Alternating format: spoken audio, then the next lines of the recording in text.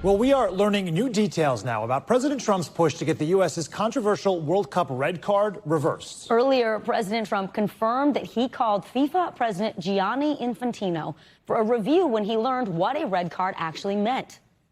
You know, it's one thing to penalize somebody for the game, but how do you penalize them for a game that hasn't been played yet? It's very unfair. You can't do that. So, yes, I asked for a review by FIFA.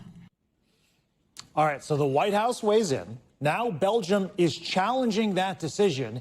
The U.S. star striker Folarin Balogun was sent off the pitch after he was handed the controversial red card during the U.S.'s match against Bosnia and Herzegovina, last week. Senior White House correspondent Gabe Gutierrez joins us now. So, Gabe, we are learning that as soon as that red card was handed down, it actually kicked off days of strategy discussions in the White House involving lawyers, all kinds of people. What else do you know about the timeline of how this all unfolded?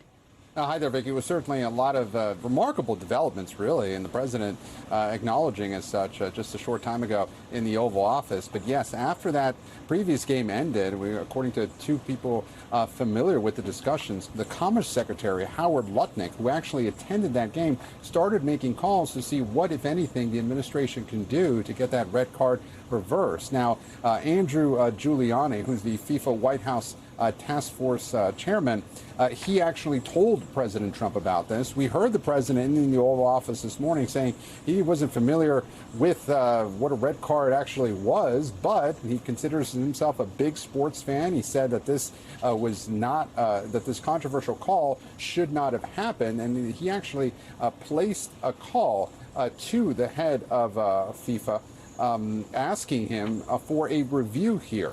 So this all went down. It's unclear exactly how much of the president's input was used in this. However, people around the world are wondering exactly, how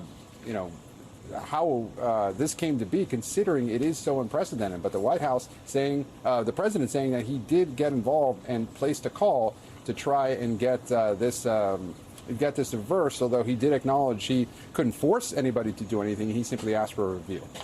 Gabe, you're making a very good point, which is this is almost transcending sports now in its scope. Everyone is talking about it. What are we hearing from Belgium and from other participating countries that are still in the tournament about FIFA's decision to suspend this red card? It seems like there's a fair amount of outrage. Oh, certainly. Well, Belgium is actually challenging the reinstatement just hours before this match is set to get underway. We also know from two people familiar with the discussions that the U.S. had actually offered its lawyers to try and get involved. And it's unclear, though, if they did end up being part of the challenge that was submitted to FIFA.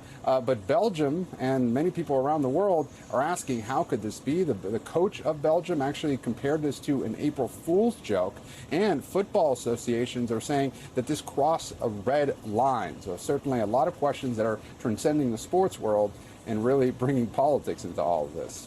We thank you for watching, and remember, stay updated on breaking news and top stories on the NBC News app or watch live on our YouTube channel.